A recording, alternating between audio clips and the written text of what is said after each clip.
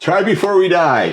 The whiskey review show where we don't know what we're drinking, but we'll tell you what we're thinking. And I'm here with my pal Mal and our friend Larry, one of our super fans. Great to see you guys. It's always good. Good to see you as well. Yeah. Larry, I feel like last time we saw you, we razzed Mal a little bit about Premier League football. We did. Isn't that awesome? That was great. Yeah. Mal felt pretty bad. Are you kidding me? I love it. Are we Why cool? would you not just wear that when I needed your support? When I needed you to stand up for me? No. It's a sticker night. That is. Here, I'll take that one. You want to wear that one? Yeah, I do. There we go. Mal, big Liverpool fan. This is a great scarf. Like your first team, you're like... Yes, when I was 5 years old, I played on a five-a-side team back in London, and we dressed in red.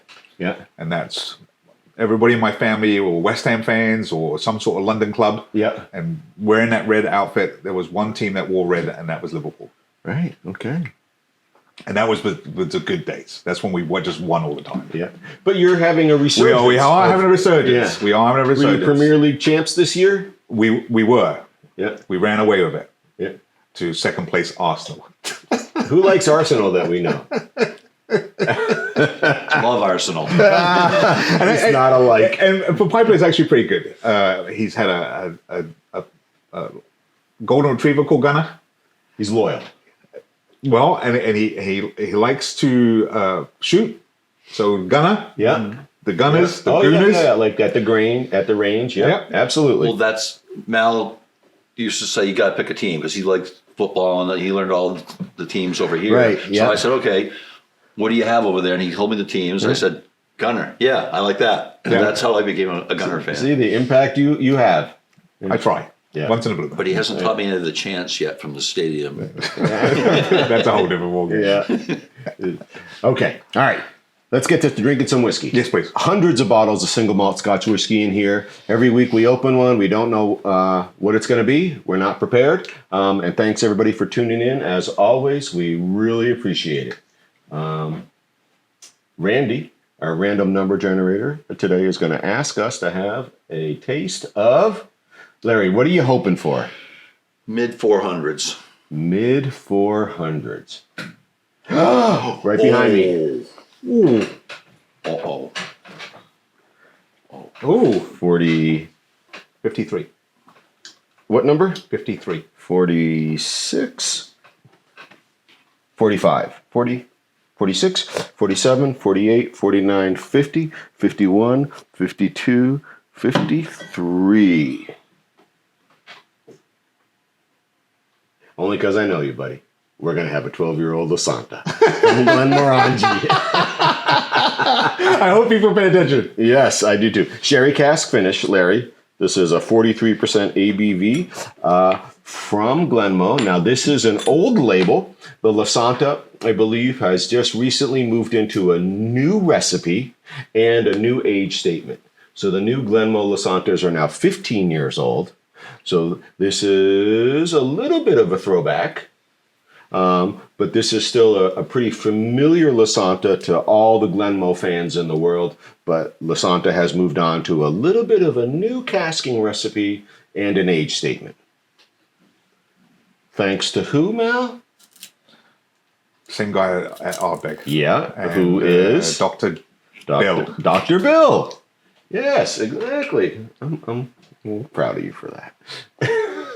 Must be the scarf. It's magic. Gaining power. Yes, he's leveling up.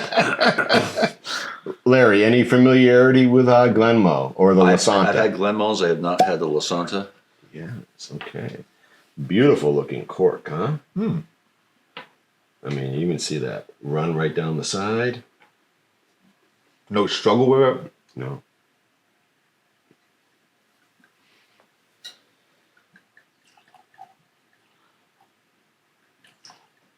You need to. So once in a while I use the black noise, brown noise when I'm sleeping. You need to do like an hour loop of just gurgling. Of the gurgle. We've lost our pad, but it turns out Give us there. I have a Balvenie, a leather coaster. Oh, that's like blasphemy. Well, depends on where you stand, right? One's on the other. See, how's that? All right. So a sherry cask finish. Larry, do you know what finish means? Its last place was in a sherry cask. It didn't stay there the whole time. Exactly. Perfect. Why didn't you look at me like that? Have you ever gotten that question wrong? Just the sheer fact that you looked at me like, and it was, you would have got that wrong. I think really what I was thinking is you have got that wrong. All right. So we've got a Glenmorangie, tallest stills in Scotland, light, fragrant spirit. And then they've taken that. My guess would be is that this would be somewhere in the old recipe of the 10-year-old original, right? The Glenmo, the 10-year-old original. And then they finished it for the last period, as Larry has noted, in the sherry cask. Now, whether that was for 2 years or not, I guess we could debate that, and we'll see if we can learn that information. But I could see it also being the 2 years because Dr. Bill is a risk taker. He has crafted some wonderful expressions of whiskey at both Glenmo and Ardbeg. And as always, it would be so interesting to find out what he's turned down. Oh, we did a Marsala cask here, brought it to a Burgundy, then put it back in the original bourbons. It didn't really work, right? So it would be curious to see what he's turned down because we know what he's turned out, and it's been really good. Now, would you say that moving from the 12 to 15 is a move to reestablish these caskings? Or would you say this is a tactical move because they felt that the taste of the 12s wasn't where they wanted it to be? You ready for my answer? Yeah. My answer is this. I believe Glenmo is sitting on a substantial stock of cask whiskey. And at this point, they were like, we have to start to sort of create room for new stuff. And so we've got all this stuff at 12 years old. Why don't we call this the new 10, right? The original. Yep. Why don't we do this? We'll age this up. So I think Glenmo is sitting on a substantial stockpile of cask whiskey in their warehouses. Need to make room. And so this isn't about, I'm not suggesting that we're going to be the recipients in the future of like, they're just getting rid of this stuff. But I think that is a factor in the equation of changing age statements to 12 and 15 because they've just got a substantial stockpile. So you don't think it has anything to do with rebranding to freaking squeeze a little bit more? To say, oh, it's not a 12 anymore, it's a 15. So you're talking squeeze, like financially. No, I don't think that. I think that inevitably that's a byproduct of the thing, but I think the thing that drove this is probably because of their stocks. Okay. Right? Interesting. And they needed to make some right. That room. Sounds valid. Right. That's my belief, right? Fair? Yeah. Color.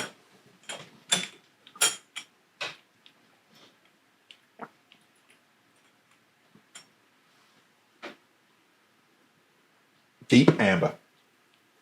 I agree. I was so focused on the way that sheeted down, but in such a gradual way, it was like an incremental drop. It was like boom, boom, boom, boom, boom, boom. See it? I wouldn't say that's incremental. But yeah, it comes down. Yes. It's one full sheet. A control that's like as if somebody's like controlling it. Yes, I'll give you that. Yeah, so I agree with you. Maybe not incremental. There were no stops, but it was a slow descent. Do you see it, Larry? Right here. Look at my glass. I'm getting legs over here. Oh, he does have legs going. Watch it come down. I see it. That's not. See how it drops, but slowly. I'm getting legs. I see Larry is getting legs. That must have been one of the Rick cleaned. Sure, it wasn't one of the ones Malcolm cleaned. All right. What did you say? Deep amber? I said deep amber. I agree. All right. Yeah, I mean, I can go with deep amber. I want to find like a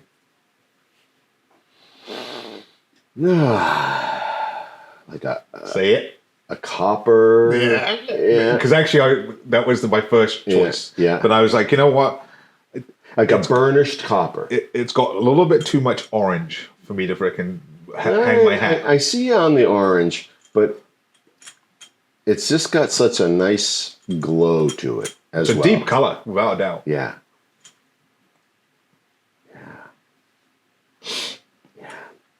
right. Have you had the Lasanta before? No. If you're paying attention, Mal has previously indicated not necessarily his favorite Glenmorangie, the Lasanta, but tonight we're going to find out if he even recalls what the Lasanta is. Probably not. You're probably going to love it. Larry, have you had the Lasanta? No, I have not. Right, but you've had the Glenmo 10. I know that Yes. factually. Yes. Right, and you've had some other Glenmos. Have you ever had the Signet? If I did, it would have been here. Yep, so no. All right. It is the most distinct Glenmo of them all. Right. It's a once a year offering. It's incredibly chocolated whiskey. Yeah. Incredibly. It is something into itself. Even where in online chats people will say things like, if you could blah blah blah, but don't bring up the Signet. That's something different. Is that the chocolate cake one? No, that's the Perpetuum. Oh, okay. Yeah. When next time I come Thanksgiving, I'll bring my bottle over. Okay. You've got a Perpetuum? No, I've got a Signet. Oh, okay. It's like, where'd you get a Perpetuum? Would be from this stock. Oh. I've got the distillery release Perpetuum. You got to talk to the programmer over there. All right, let's get a nose of this sherry cask finish Glenmo Lasanta 12-year-old old label. Only one generation removed in terms of labeling. Yep, that's a Glenmo, to quote Rick. That's a Glenmo. I got a quick sherry hit on the start, but it relaxed quickly. What's that, blackcurrant? Like a jam, like a spreadable. Like a jelly.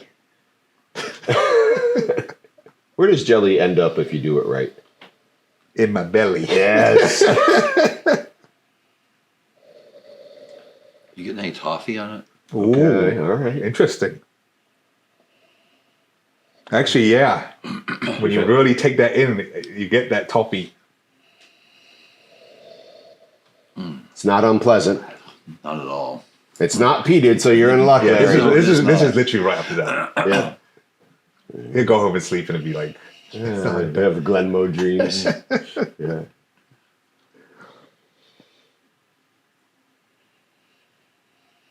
Right, with Ma in her gown and Pa in his stocking and Larry in bed with dreams of Lasanta. And they weren't very haunting. Does the Lasanta stand for any? Is it? So I don't know what Lasanta means. I don't know. Let's see if they quickly tell us, and then we'll have a taste. All right, so they're going to tell us. True to the Gaelic meaning Gaelic. of when you feel something for somebody deeply. Love. Warmth and passion. Oh. Oloroso sherry. All right. Okay? Yes. All right, let's have a taste. Cheers. Look at Larry, isn't it? And sherry finish. I don't need you guys. I did it. Cheers.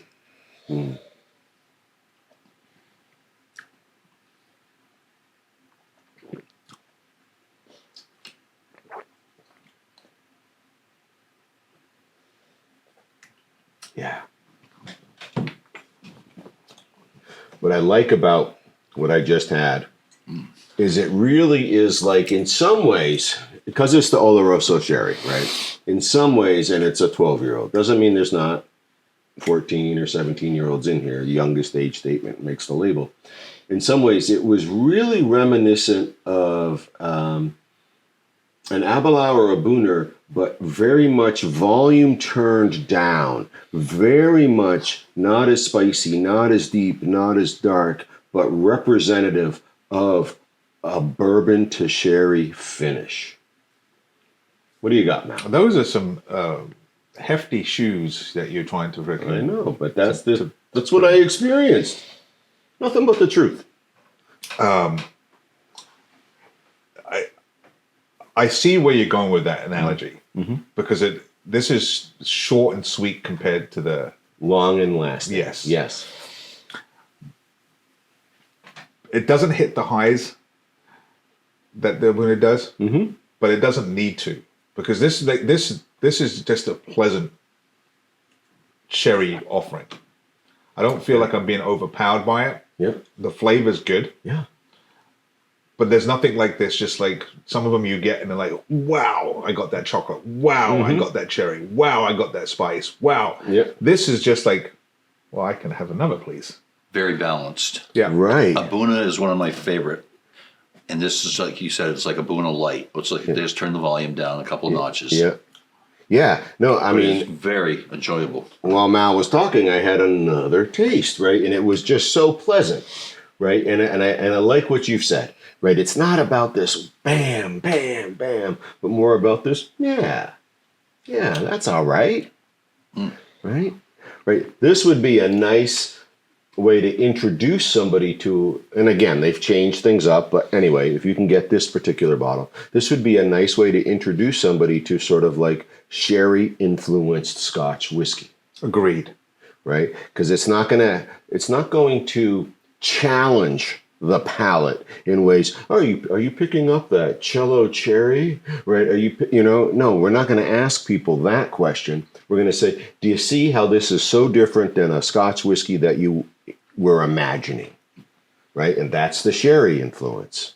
I think for this, it ticks all the boxes for a Scotch. When I think about when I first started on this trek, when I thought about Scotch, I thought I get the taste of alcohol.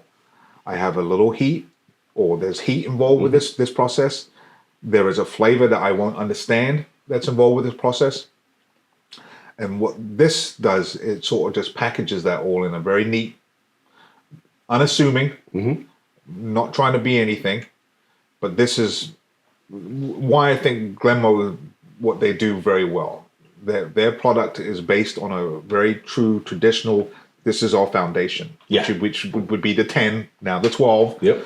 And what they've done is they've just put enough in it to make it feel like it's a little bit more, but not enough to go over the top, which would turn you off.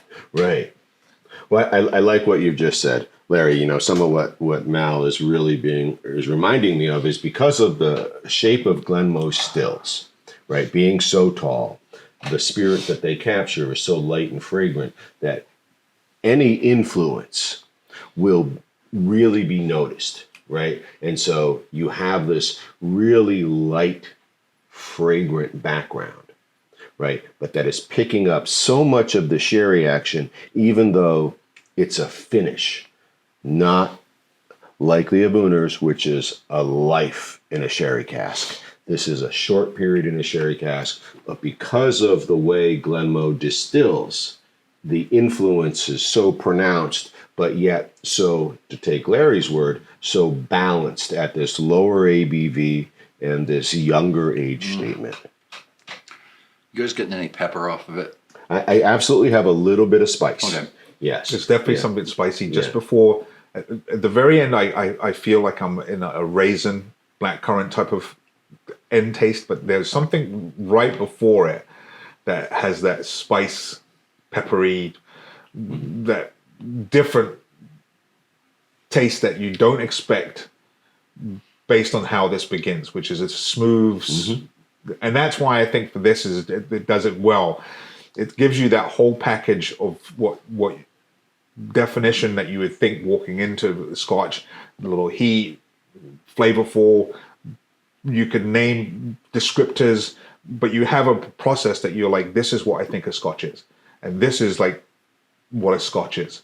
When I think about Scotch, I think this is what it should be. I have flavor, I have heat, I have a little bit of like a taste that I maybe not really enjoy because I don't expect to have a peppery, spicy taste in a drink. Yep.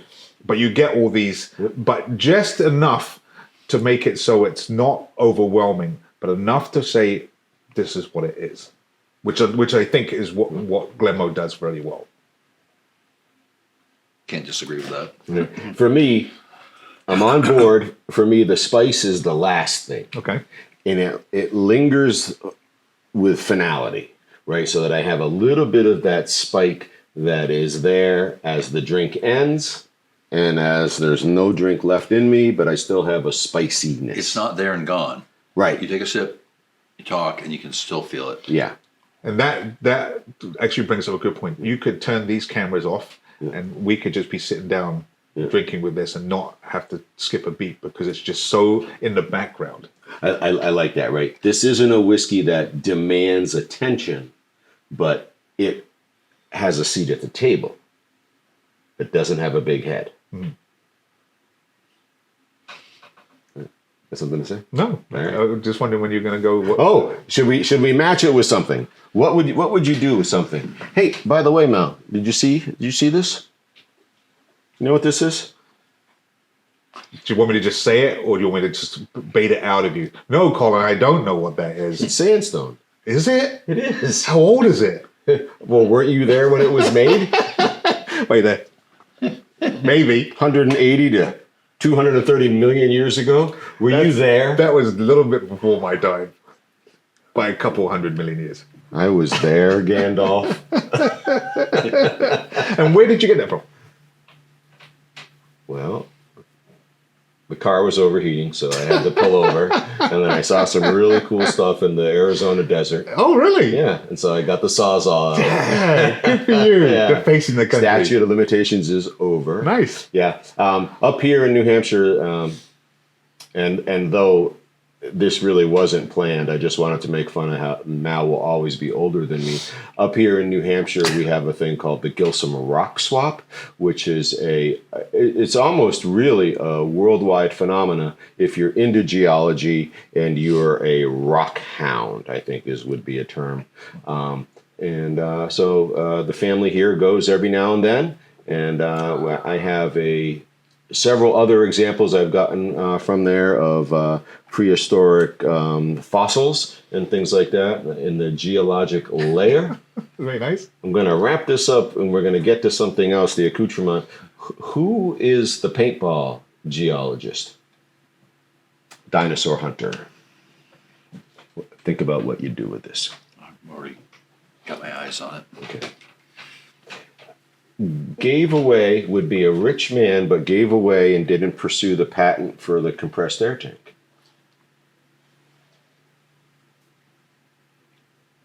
Just say. And has been on TV doing his dinosaur stuff in Montana. Really? Yeah. No, this is like the real deal. He's like a scientist. He's a smart man. Really? Tom Kay. He's a dinosaur hunter? Oh, yeah. No, he's like a big time paleontologist, geologist, layers of the earth. Very nice. Also, scientist who's behind how compressed air became the propellant of choice in paintball. And you never chased it down so we could be sponsored by Automag, the dinosaur hunter? Right. Anyway, little truth, if you're one of our old paintball friends or teammates, you knew that to be true. Larry, you said you already know. What do you have? Cheese. All right. 2+-year-old Australian cheddar at room temperature. Mal, what are you doing? Thank you. Cheese. Please. Can I get a please cheese? Please. I think Piper's...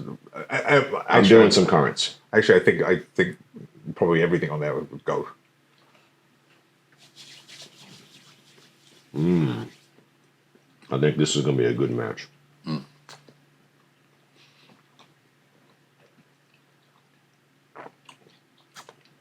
Oh my gosh. Wow. Wow. I think we know how I feel about what I chose, the currants. Mal, how's that cheese? Actually, that was really good. You agree, Larry? That's wonderful. Right. So as cheese goes with wine, the sherry finish Yep. with the cheese Oh, I like is that. spectacular. Yep.